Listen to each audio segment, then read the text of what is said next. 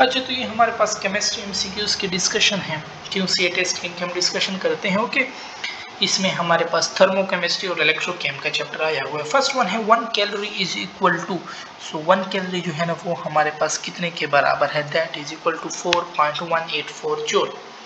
Reactant है high energy than product, so ये हमारे पास एक्सोथर्मिक टाइप ऑफ रिएक्शन जो होते हैं ना, उनमें रिएक्टेंट की एनर्जी जो होती है ना वो हमारे पास ज्यादा होती है। ठीक है, most of the thermodynamic parameter तो वो हमारे पास क्या कहलाते हैं, सिंपल है, स्टेट फंक्शन कहलाते हैं हमारे पास।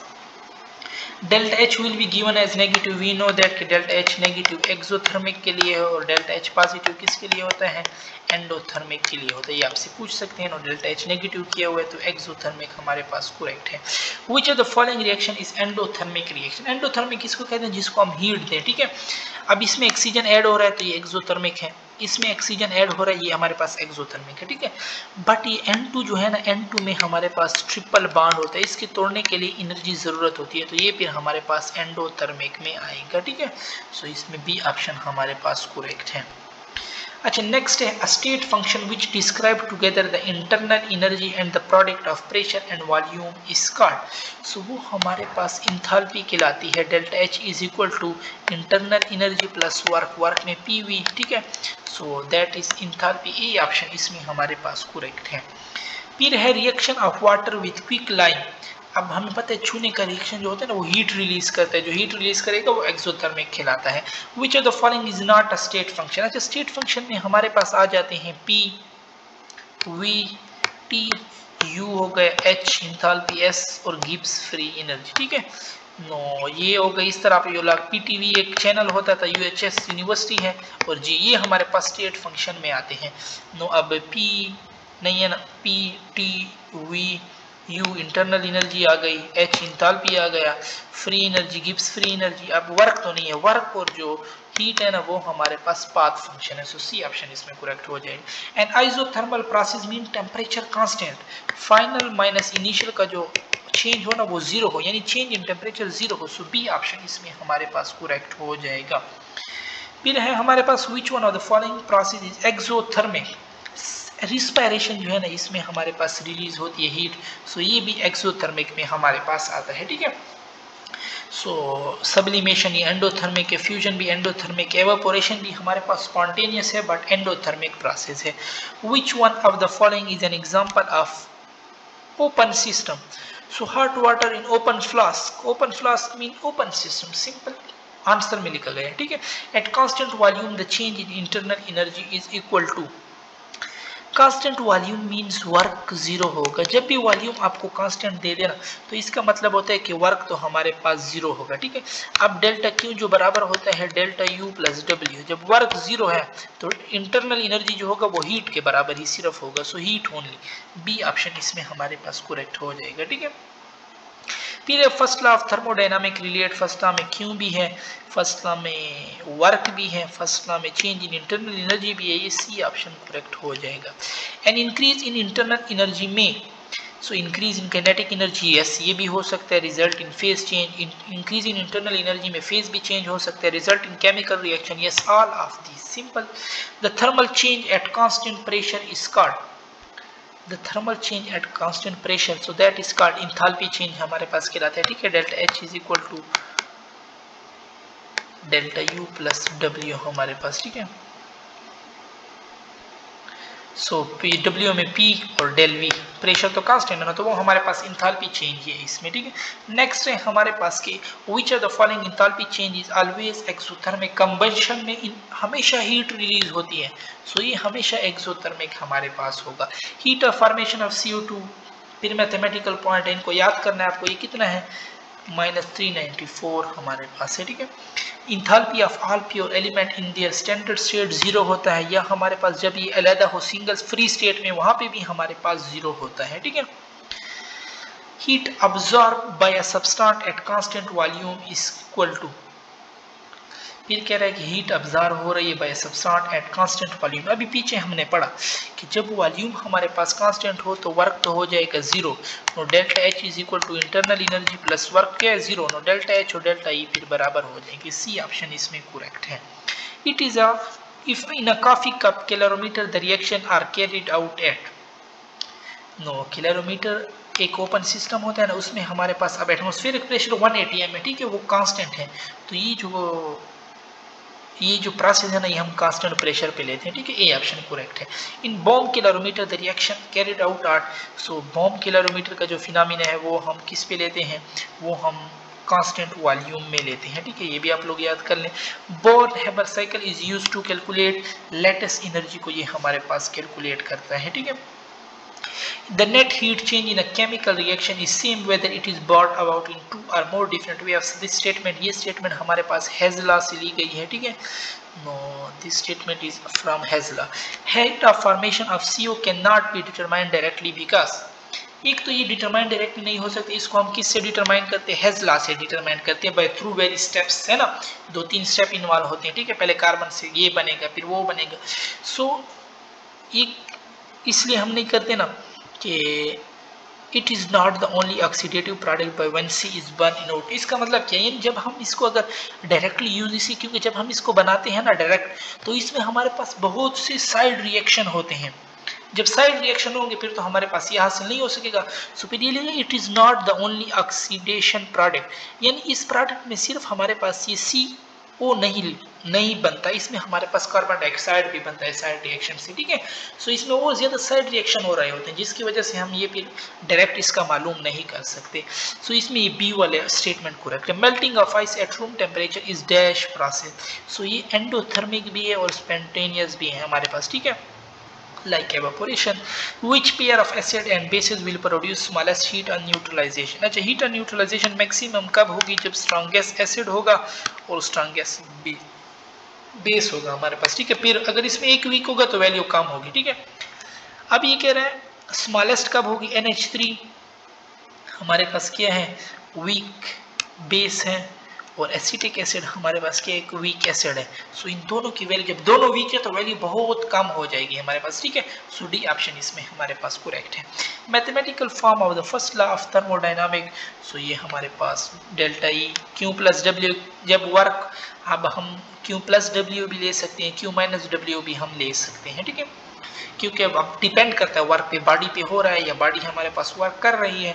During oxidation process, oxidation number of an element, so oxidation product में अब अगर वो लॉस कर रहा है इलेक्ट्रॉन, अब ये ए है ना, इसने एक लॉस किया तो इसका A+1 हो जाएगा, जब 2 लॉस किया तो A+2, तो ऑक्सीडेशन नंबर क्या हो रहा है, इंक्रीज हो रहा है हमारे पास, ठीक है। Oxidation number of sulphur in SO4-2, no, क्या हो जाएगा, -2, ऑक्सीजन क्या है 4, ऑक्सीजन का वैसे -2 होता है ना खुद, तो 4 - 2 -8 ये हो जाएगा, प्लस सल्फर का मालूम करना है, तो -8 उस तरफ जाएगा मेरे पास, तो +8 हो जाएगा, तो +8 - 2 ये मेरे पास +6 दे रहा है। सो इसका ऑक्सीडेशन नंबर मेरे पास ए ऑप्शन करेक्ट हो जाएगा। Oxidation state of Cl in NaCl, Na में सोडियम पे +1 होता है तो Cl पे -1, ठीक है। अब पहले -1 किसके, इधर -1 नहीं है लेफ्ट साइड पे, इधर -1, ये ऑप्शन लेट सपोज हो सकता है या नन।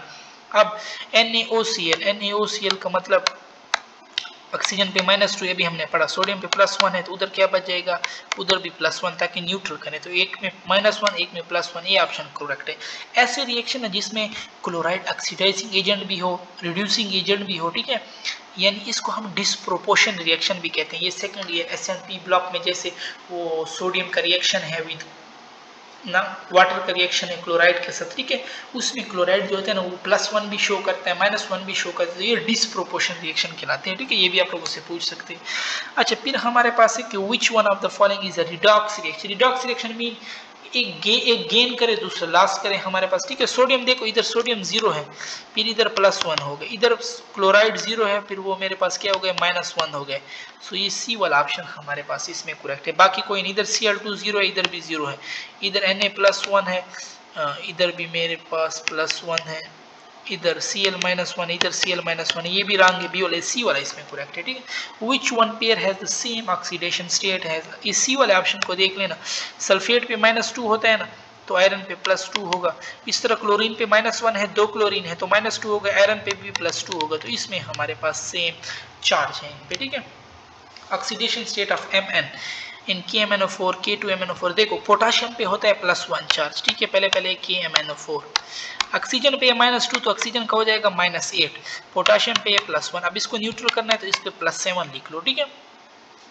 तो इसमें हमारे पास क्या हो गया +7। अब इन दोनों में +7 है, पहला इधर पहला +7 नहीं, इधर पहला +7, इन दो ऑप्शन को आप निकाल दो। फिर K2MnO4 है, K2MnO4। अब इसमें ऑक्सीजन पे हो जाएगा -8 क्योंकि 2 -2 है और 4 से मल्टीप्लाई करो -8। इधर पोटाशियम 2 है तो ये +2 हो जाएगा। Mn पे क्या बच जाएगा +6 बच जाएगा, ठीक है। अब फिर +6 है। तीसरा हम ढूंढ लेते हैं MnO2 ऑक्सीजन पे -2 है तो ये -4, इधर +4 हो जाएगा। तो इसके 6 के बाद +4 आना चाहिए जो कि सी में मौजूद है। ये ऑप्शन भी रॉन्ग हो जाएगा, सी वाला करेक्ट है। आगे आप खुद मालूम कर ले।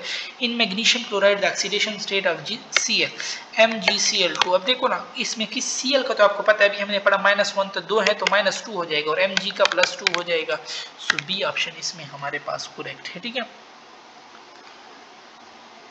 In the oxidation state of Cl। अच्छा देखो मैंने तो मैग्नीशियम का वो निकाल लिया 4, बट इन लोगों ने Cl का पूछा हुआ, ठीक है।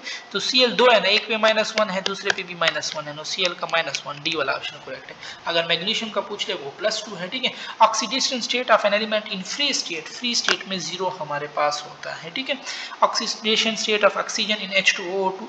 अच्छा देखो ना, वैसे अगर हमारे पास ऑक्सीजन सिंपल मौजूद हो ना वो -2 में होता है, पेरोक्साइड में -1 होता है और सुपर ऑक्साइड में ये फिर -½ होते हैं हमारे पास, ठीक है। अब ये पेरोक्साइड है ना H2O2 तो इसमें -1 होगा। आप अगर लेट सपोज आप मालूम करना चाहो H2 है ना, H पे +1 होता है तो 2 2 है +2 हो जाएगा। ऑक्सीजन 2 है ना, बैलेंस करना है तो एक ऑक्सीजन भी -1 दूसरा ऑक्सीजन भी -1, तो ये देखो ना -1 करेक्ट है। In which reaction hydrogen behave as oxidising agent, मतलब हाइड्रोजन ने इलेक्ट्रॉन गेन किया जिसमें हाइड्रोजन पे +1 चार्ज हो। बी वाला देख लेना हाइड्राइड, सोडियम पे +1 है और हाइड्रोजन पे -1 है तो इसमें हाइड्रोजन ने गेन किया है, ये ऑप्शन करेक्ट है। बाकी आप लोग देख लेंगे उसमें -1 नहीं होगा। फिर है हमारे पास food article spoiling involve oxidation reduction process to prevent the reaction we use. अच्छा फूड स्पॉइलेज के लिए हम रिड्यूसिंग एजेंट या डालते हैं, ठीक है। ये आप लोग याद कर ले ताकि वो खराब ना हो food. Consider the following reaction, select the true statement. इसमें हमने ट्रू स्टेटमेंट ढूंढना है। इसमें देखो ना ये डी वाला ऑप्शन करेक्ट है, नाइट्रोजन एक्सेप्ट इलेक्ट्रॉन। अब देख लो हम नाइट्रोजन को देख लेते हैं, इधर 4HNO3 था, ठीक है। ऑक्सीजन 3 है यानी -6 चार्ज, हाइड्रोजन पे +1, नाइट्रोजन पे क्या हो जाएगा +5। अब इधर नाइट्रोजन कहाँ पे आया हुआ है, सिल्वर नाइट्रेट के साथ हमारे पास आया हुआ है, ठीक है, सिल्वर नाइट्रेट। ऑक्सीजन क्या है -6, ठीक है। हमारे पास सिल्वर होता है हमारे पास +2,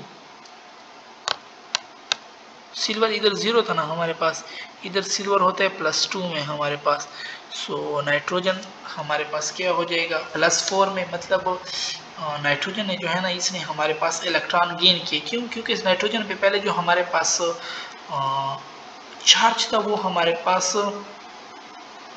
+5 था और जो अब चार्ज हमारे पास आ गए हैं ना वो हमारे पास +4 आ गए, कम हो गए। प्लस कम होगा इसका मतलब है जो हमारे पास है ना इसने इलेक्ट्रॉन गेन किया ना तब हमारे पास चार्ज कम हो सकते हैं, ठीक है।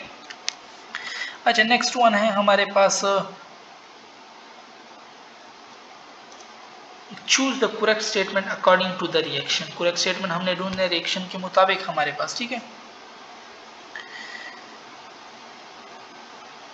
एक रिएक्शन दिए हुए ना इसमें हमारे पास जो ये बी वाला ऑप्शन है ना ये करेक्ट है। Chlorine act as oxidising agent and sodium, chlorine जो है ना ये हमारे पास ऑक्सीडाइजिंग मतलब इसने इलेक्ट्रॉन गेन किए। देखो ना क्लोरीन 0 है इधर माइनस में आया हुआ मतलब इसने इलेक्ट्रॉन गेन किए। सोडियम इधर 0 था इधर प्लस में आया, इसका मतलब इसने इलेक्ट्रॉन लॉस किए।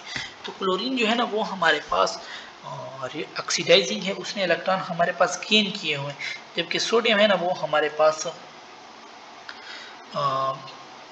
पॉजिटिव चार्ज है तो लॉस किया चाहिए। देखो ना सिल्वर नाइट्रेट हम कर रहे थे, हमने आई थिंक सिल्वर नाइट्रेट जो होता है ना नाइट्रेट पे हमारे पास चार्ज होते हैं -1, ठीक है।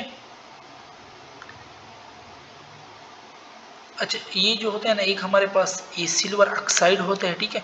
मैंने इसलिए कहा था कि +2 क्यों होता है, एक ऑक्साइड सिल्वर के साथ होता है और एक हमारे पास ये NO2 होता है, ठीक है। मैं इसलिए इस पे +2 और इस पे हमारे पास -2 चार्ज आता है, ठीक है। तो फिर उधर तो H+5 था, मतलब 5 लॉस किए थे, इधर +4 हो गया था, ठीक है। तो अगर हम इसको मालूम करना चाहें ना, ये देखो ना 2 ऑक्सीजन है ना, तो ये -2 और ये हमारे पास +4 हो जाएगा, ठीक है। नो -2 + 4, तो इसका जो -2 ये 2 है ना, ये -4 हो जाएगा और ये +4, तो इसका जो चार्ज है ना वो एक कम हो गया, मतलब इसने एक इलेक्ट्रॉन हमारे पास गेन किया। इसलिए फिर मैंने कहा कि नाइट्रोजन क्या करते हैं, नाइट्रोजन ने हमारे पास इलेक्ट्रॉन जो होता है ना वो हमारे पास इसने एक्सेप्ट किया होता है, ठीक है।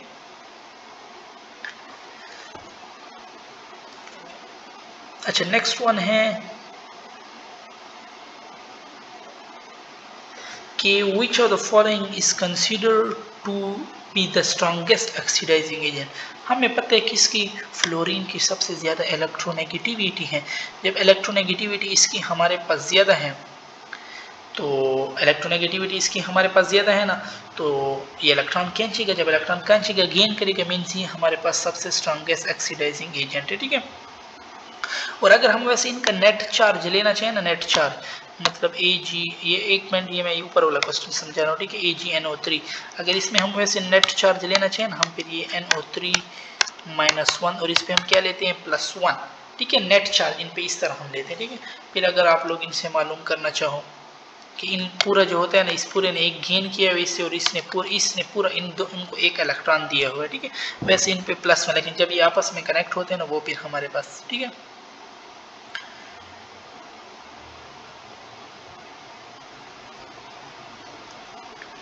अच्छा, नेक्स्ट है हमारे पास के 107 था हमारे पास, है ना। देखो ना, नाइट्रोजन पे चार्ज हमारे पास नेगेटिव आया हुआ है, सो इट्स मीन इसने हमारे पास क्या किया, इलेक्ट्रॉन गेन किए हुए हैं, ठीक है। सो इसलिए इससे भी आप लोग डायरेक्ट अंदाजा लगा सकते हो कि इसने हमारे पास, अगर वो मेरे वाला तरीका रॉन्ग हो ना, तो ये देखो ना, इसका जो अगर आप डायग्राम ड्रा करें ना, ये +1 है, NO3 इस पे हमारे पास -1 है, सो देखो ना, इनने हमारे पास इलेक्ट्रॉन गेन किए, इससे भी आप लोग अंदाजा लगा सकते हो। अच्छा, ठीक है, ये हमारे पास थोड़ा करेक्ट बात है, ठीक है, कि इस सिल्वर के पास प्लस है, सिल्वर ने लॉस किए, और NO3 के पास माइनस है, इसने हमारे पास गेन किए हुए, ठीक है। अच्छा, what is the oxidation number of hydrogen in alkali. Alkali में जो हाइड्रोजन होते हैं ना वो हमारे पास हाइड्राइड बनाते हैं, और अभी हमने पीछे हाइड्राइड में पढ़ा था कि हाइड्रोजन पे नेगेटिव चार्ज था, मीन हाइड्रोजन ने इलेक्ट्रॉन गेन किए थे, ठीक है। जैसे सोडियम हाइड्राइड हो गए, -1 हाइड्रोजन है और सोडियम +1 है। In conversion of Br2 to BrO3 minus the oxidation state of bromine changes to Br2 जो है ना ये फ्री स्टेट है, यहाँ पे तो इसका जो चार्ज होगा ना वो 0 होगा। अब देखो ये वाला ऑप्शन तो कट जाएगा, अब BrO3 है, BrO3 -1 यानी -1, ऑक्सीजन 3 है ना, ये -6 हो जाएगा, Br वैसे रहेगा तो -6 उस तरफ जाएगा, +6 हो जाएगा, नो +6 और -1 +5 चार्ज देता है, no 0 to 5, C option correct हो जाएगा। Reaction given zinc to copper this, अब देखो ना जिंक पे 0 चार्ज था, इधर इसने लॉस कर दिए +2, तो इसका क्या मतलब है, जिंक जो है ना वो रिड्यूसिंग एजेंट है, और कॉपर क्या है, कॉपर में 0 पे आया है, कॉपर +2 से 0 पे, मतलब कॉपर ऑक्सीडाइजिंग एजेंट है, तो डी वाला ऑप्शन हमारे पास करेक्ट है, ठीक है। सेम है सिल्वर, सिल्वर पे +4 था, उसने लॉस किए। नाइट्रोजन पे हमारे पास जब नेगेटिव चार्ज है, मतलब उसने हमारे पास इलेक्ट्रॉन गेन किए हुए। इलेक्ट्रोड पोटेंशियल ऑफ शी वो हम 0 लेते हैं, ठीक है। 113A for the purification of copper, impure copper is made, तो उसको हम एनोड बनाते हैं, पॉजिटिव चार्ज के साथ कनेक्ट करते हैं ताकि इम्प्योर कॉपर को, ठीक है, ये आप लोग याद कर लें। इफ इलेक्ट्रोलाइटिक सेल या salt bridge is use in order, so salt bridge जो है ना वो हमारे पास allow the movement of ion between two half cell to maintain electrical neutrality, the reaction which is responsible for the production of electricity in the voltage cell, so वो हमारे पास कहलाते हैं redox reaction. The EMF produced by a galvanic cell is known as, so इस EMF को हम क्या कहते हैं, that EMF is known as cell potential. When copper sulfate is electrolyzed into aqueous solution using copper electrode, then the substance which deposit at the cathode, so cathode पे हमारे पास कौन से substance deposit होते हैं, copper metal ही हमारे पास deposit होंगे, ठीक है। Standard hydrogen is made up of, KP book line कौन सा, प्लाटिनियम फाइबर से बना होता है हमारे पास, ठीक है। The process during which one metal is deposited on the surface, electroplating नाम से ही जाहिर है हमारे पास, ठीक है। 121 a cell in which electric current is produced as a result of spontaneous redox reaction is called, so that is called galvanic cell हमारे पास, या वोल्टेक सेल भी हम इनको कहते हैं, ठीक है। Keeping in view the value of standard reduction potential give which one of the following feasible, यानी जो रिएक्शन पॉसिबल हो। मैग्नीशियम और हाइड्रोजन में देख लो, मैग्नीशियम जो है ना वो सीरीज आप लोग की बुक में याद कर ले। मैग्नीशियम हमारे पास ऊपर पड़ा होता है, जो ऊपर होते हैं ना वो हाइड्रोजन को इलेक्ट्रॉन दे सकते हैं। मैग्नीशियम यहाँ पे 0 था, यहाँ पे इसने 2 लॉस किए हैं बस, ये तो ठीक है, मैग्नीशियम ने हाइड्रोजन को इलेक्ट्रॉन दिए हैं। कॉपर जिंक, अभी हमने उधर पढ़ा था कॉपर जो था ना वो ऑक्सीडाइजिंग एजेंट था, पीछे रिएक्शन हमने किया, तो कॉपर तो यहाँ पे लॉस कर रहा है, तो ये रिएक्शन नॉट पॉसिबल। कॉपर कैसे, यानी एक मजबूत, एक हमारे पास स्ट्रांग है और एक वीक है। स्ट्रांग वीक को इलेक्ट्रॉन तो नहीं देगा, स्ट्रांग तो एक्सेप्ट करेगा, ठीक है। और सी भी हमारे पास पॉसिबल नहीं है, नो, इसमें हमारे पास ए वाला करेक्ट है। ओके, सो यहाँ पे हमारी डिस्कशन खत्म होती है।